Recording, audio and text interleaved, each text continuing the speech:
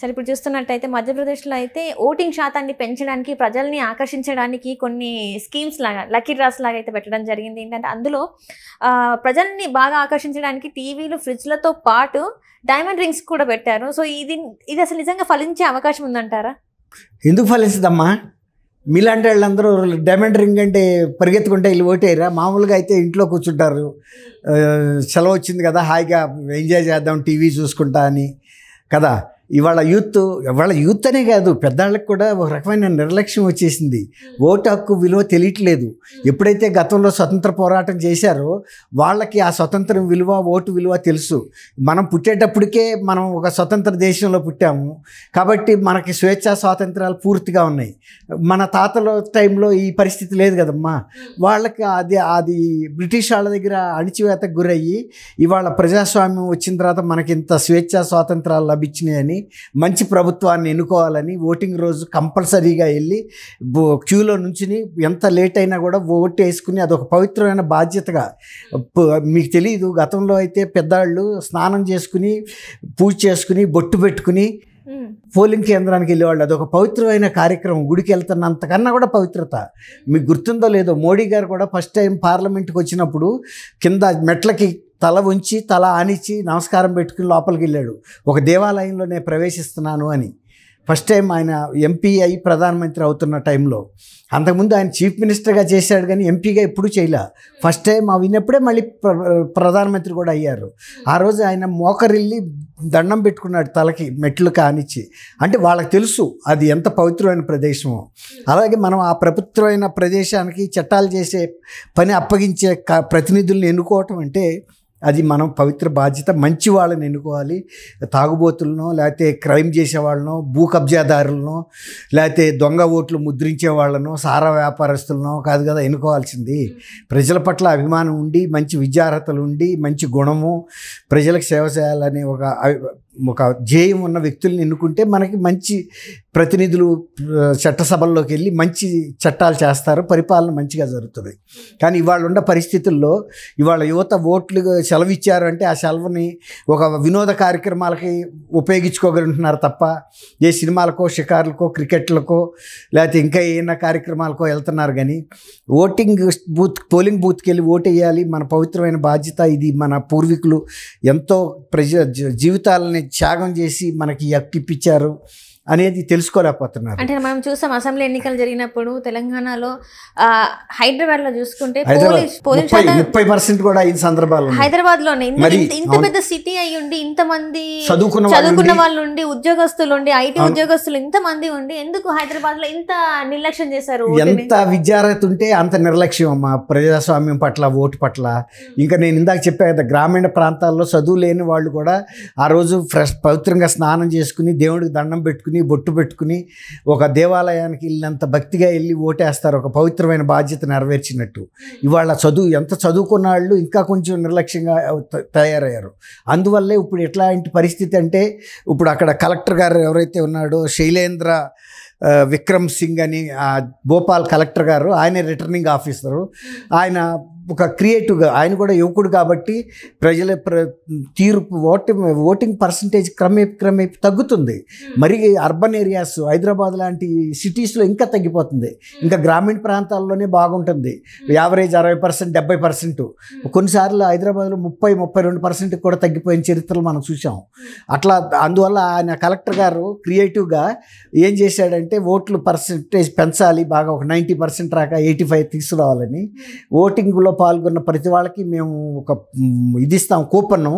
ఆ కూపన్ ఉదయం 10 గంటలప్పుడు ఒకసారి ఓపెన్ చేస్తారు.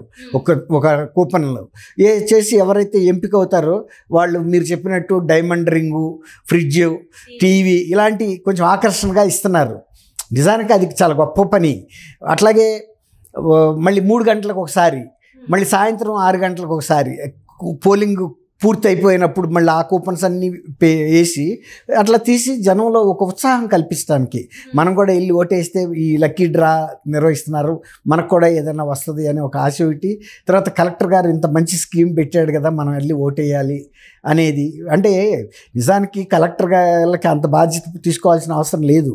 కానీ ప్రజాస్వామ్యంలో ఎంత ఎక్కువ మంది పార్టిసిపేట్ చేస్తే అంత విజయవంతం అయినట్టు. ఎంత తక్కువ మంది పార్టిసిపేట్ చేస్తే అంత విఫలమైనట్టు. అందులో మంది ప్రపంచంలోనే పెద్ద ప్రజాస్వామ్య దేశం, అత్యధిక ఓటర్లు ఉన్నారు, అత్యధిక పోలింగ్ బూతులు ఉన్నాయి. ఇవన్నీ కూడా మనకి ప్రథమ స్థానంలో నిలుస్తున్నాం. మన అభివృద్ధిలో ఏదన్నా ఉండి ఒక ప్రజాస్వామ్య ఎన్నికల నిర్వహణ అనేది చాలా పెద్ద ప్రక్రియ ఇది ప్రపంచంలోనే. అంత ప్రక్రియలో మరి ఓటర్లు కూడా ఒక ఇది చేయాలి కదా. ఇప్పుడు మొన్న ఈ మధ్య జరిగిన ఒక అంచనా ప్రకారం ప్రభుత్వం కానీ రాజకీయ పార్టీలు కానీ ఖర్చు చేస్తున్న చూస్తే ఖర్చులు ఒక్కొక్క ఓటర్ మీద 1,400 రూపాయలు సగటు ఖర్చు అవుతుంది. అంటే ఒక ఓటర్ వెళ్ళి బూత్లో ఓటు వేయటానికి ఒక్కొక్క ఓటర్కి 1,400 రూపాయలు ఖర్చు అవుతుంది. అంటే డబ్బుల రూపేణా పెట్టనివ్వండి, లేకపోతే మందు రూపేణా పంపిణీ చేయండి, మద్యం రూపేణా, ఇలా ఏమైనా కానీ, తర్వాత ప్రచారం కోసం కానీ, తర్వాత అడ్వర్టైజ్మెంట్ల రూపంలో కానీ ఏదైనా రూపంలో చేస్తున్నది ఒక్కొక్క ఓటర్కి సగటున 1,400 రూపాయల, అంటే 1,35,000 కోట్ల రూపాయలు దేశంలో ఖర్చు అవుతుంది. ఇంత ఖర్చు పెట్టినప్పుడు ఓటర్లు స్వచ్ఛందంగా వెళ్ళి పాల్గొని ఒక మంచి అభ్యర్థుల్ని ఎంపిక చేసుకోలేకపోతే ఓటు ద్వారా ఇక మనకి ఇంత 40 ఏళ్ళలో స్వతంత్రం వచ్చి 50 నుంచి సార్వత్రిక ఎన్నికలు జరిగి ఇప్పుడు 2024కి వచ్చేసాం. ఇన్ని సంవత్సరాల్లో మరి పరిపక్వత వచ్చి ఓటు యొక్క ప్రాధాన్యత తెలుసుకోవాలి అనే ప్రయత్నం చేసిన మన శైలేంద్ర విక్రమ్ సింగ్ గారిని, ఆయన ఐఏఎస్ ఆఫీసర్, కలెక్టర్గా పనిచేస్తున్నాడు, యంగ్ పర్సన్ అని నేను అనుకున్న వారిని అభినందిద్దాం. వయసుతో పరిమితి లేదు మనకి ఇక్కడ. అలాంటి ఒక సృజనాత్మకమైన ప్రయోగం చేసి ఇతర ప్రాంతాల్లో కూడా కలెక్టర్లకు కానీ ఇతర రిటర్నింగ్ అధికారులకు ఒక ఆదర్శంగా నిలిచాడు. భోపాల్లో కూడా ప్రజలు అట్లాంటి కలెక్టర్ వచ్చినందుకు గర్వించి వాళ్ళందరూ తమ విధిగా వెళ్ళి ఓట్లేసి ఒక కొత్త రికార్డుని సృష్టించాలి. అత్యధిక ఓటింగ్ పర్సెంట్, దాదాపు ఒక 98%, 97% ఇండియాలోనే కొత్త రికార్డు సృష్టించే విధంగా వెళ్ళి వేసిన రోజున మన విక్రమ్ సింగ్ గారి యొక్క ప్రయత్నం ఫలించిందని మనం అనుకుందాం. ఇక్కడ చూస్తుంటే వీళ్ళు కొత్తగా ఆలోచించినట్టు అనిపిస్తుంది సార్. ఎందుకంటే చాలా వరకు కూడా అంటే ఇంతకుముందు తెలంగాణలో ఇది ఇప్పుడు జరుగుతుంది కదా, తెలంగాణలో జరిగింది, లేకపోతే ఇంతకుముందు వేరే రాష్ట్రాల్లో కొంతమంది జరిగింది, అక్కడ ఓటు పర్సెంటేజ్ తక్కువ ఉంది, తక్కువ శాతం ఉందని చెప్పేసి వీళ్ళు ఇలాంటి ఐడియాలు ఏమన్నా చేశారనుకోవచ్చా? అవునమ్మా, అది కూడా కొంత. భోపాల్ అనేది కూడా ఒక స్టేట్ క్యాపిటల్ కాబట్టి విక్రమ్ సింగ్ గారు ఇప్పుడు మన హైదరాబాద్ లాగానే ఒక పూర్ పర్సంటేజ్ ఆఫ్ ఓటింగ్ జరుగుతుందని కొంచెం ఆయన కూడా అనుమానం వచ్చి ఉండవచ్చు. ఈ యూత్ రారు, తర్వాత ఎండలుగా ఉన్నాయి కాబట్టి మనం ఒక సృజనాత్మకంగా ఆలోచించి, ఇది 7వ విడతలో జరుగుతున్నాయి మధ్యప్రదేశ్లో ఎన్నికలు కాబట్టి ఆయన ఈ ప్రయోగం చేశాడు. చాలా మంచి ఆలోచన. మా ప్రభుత్వం కూడా ఇటువంటి వాళ్ళని ప్రోత్సహించాలి. ప్రజలు కూడా బాగా పెద్ద ఎత్తున పాల్గొని ఆయన చేసిన ప్రయత్నాన్ని విజయవంతం చేసి ఒక కొత్త రికార్డుని నెలకొల్పితే భోపాల్ ఇతర రాష్ట్రంలో ఇతర ప్రాంతాలకు కూడా ఆదర్శంగా ఉంటుందని నేను వ్యక్తిగతంగా భావిస్తున్నాను. సిరి, అంటే ఇక్కడ ఆంధ్రప్రదేశ్లో కూడా జరుగుతుంది కదా సార్, ఈసారి మరి ఇక్కడ ఏమన్నా ఆంధ్రప్రదేశ్లో కానీ ఇంకా వేరే రాష్ట్రాల్లో కానీ ఇలాంటివి ఏమన్నా జరిగే అవకాశాలు ఉన్నాయంటారా? అంటే ఇప్పుడు నీలాంటి యంగ్ కలెక్టర్లు వస్తే చేస్తారు. మీలాగా సృజనాత్మకత ఉండాలి, ప్రజల పట్ల ఒక అభిమానం ఉండాలి. ఇప్పుడు ప్రభుత్వం ఇప్పుడు గవర్నమెంట్ ఫండ్గా ఇవ్వదు, కానీ ఇట్లా చొరవ తీసుకుని మేము ఇలా చేశాము అని అంటే కూడా అట్లాంటి ఖర్చుకు కూడా గవర్నమెంట్ వెనకాడదు.